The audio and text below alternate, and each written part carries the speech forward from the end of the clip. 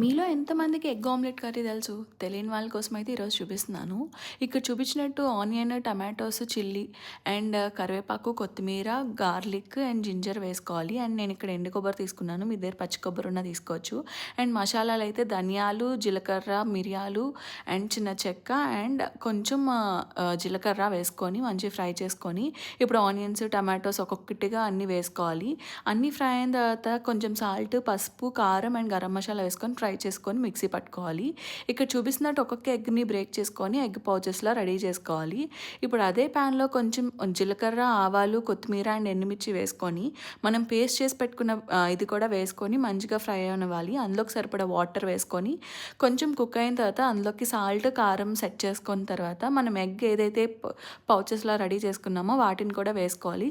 లాస్ట్గా కొత్తిమీర వేసుకుంటే సూపర్. ఇంకా ఎగ్ కర్రీ రెడీ అయిపోయింది. నచ్చితే మీరు కూడా ట్రై చేయండి. సబ్స్క్రైబ్ చేసుకోండి. బాయ్.